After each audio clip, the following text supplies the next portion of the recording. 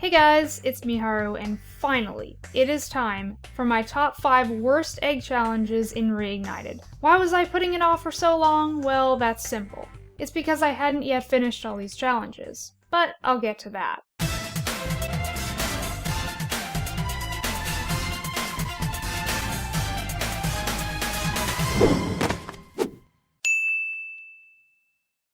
Number 5. The Snake Slide in Haunted Tomb. Move over, Demolition Derby. This is one of the first challenges I can legit remember having a problem with. This isn't even supposed to be the hard slide, the one in Crystal Islands was always the tougher of the two. But that one was more or less a breeze in this version. It's that damn turn right here. Why is this so hard to make? I eventually found out you have to turn uncomfortably early or else Spyro will just slip right off the side. But even that gives me anxiety because if I turn too early, I might slip off the other side. And it doesn't help that Spyro's new slithery animation feels a lot faster and harder to control. Number 4. Rhinoc Race in Lost Fleet. Lost Fleet is my least favorite level for many reasons. The enemies are obnoxious, shooting the vultures is tedious, I hate swimming in the acid, and of course, the egg challenges. The submarine one is annoying in its own way, but then there's the Rhinoc skateboard race, and by extent, the one-on-one race against Hunter. I already wasn't fond of this challenge in the original, but boy did Reignited make it 10 times worse than it needed to be. If there's anything you need to know about this version of Spyro 3,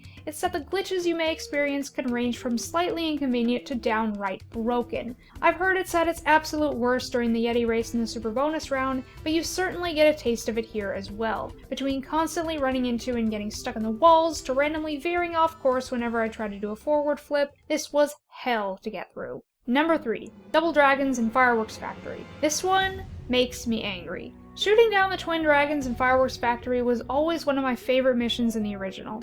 I love being able to fly around without a time limit, spamming Super Flame to my heart's content. It was relaxing to me, albeit a bit tedious, but that's all it was. Then Reignited comes in and slaps me in the face with awkward flying controls, which I mentioned before, and the most horribly aggressive pair of dragons that would not quit until I was dead. The small hitboxes and the non-stop barrage of enemy fire turned this fun nostalgia trip into an absolute nightmare. Number 2. Whack-A-Mole in Crystal Islands. Originally, I planned this to be at number 1, because this is the challenge that was holding me back, why I couldn't yet make this list. The reason I stopped playing this game for several months. Here's the thing. While I do agree that Reignited improved on a vast majority of the critter controls, I will never understand why they decided to give Bentley an over-the-shoulder perspective. It didn't need to happen. And then there's the fact that the camera doesn't change during the minigames that, in the original, were top-down. For Nancy, this actually ended up working to my advantage, as it made it a lot easier to speedily whip the camera around and see where the Rhinocs were coming from. For Whack-A-Mole, it was hell on earth. That camera angle just doesn't work in this situation. Between the time limit, the mole's inconsistent hitboxes, and the wizard popping up to throw you off, it ends up being a lot more of a hindrance by blocking your view and slowing you down. When I finally decided to come back to this game, I had a facepalm moment when I realized I could just manually change the perspective, and upon doing so, I beat the challenge immediately. So, moral of the story is, when given the option, adjust the camera to suit your playstyle. That way you don't have to spend months dreading returning to a game.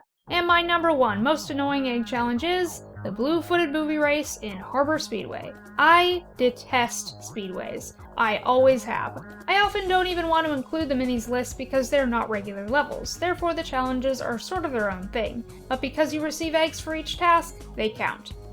And I thought Whack-A-Mole was the one holding me back. Boy, was I wrong. This race must have taken me an hour, no, over an hour to beat. The super precise hitboxes on the rings, randomly spinning out of control with a speed star, the missiles not hitting their intended target, trying to fly up too sharply and falling into the water, the range of my flame absolutely sucking and not being able to hit the guy who's right in front of me, you name it. Everything that possibly could have gone wrong, did, and I hated every second of it.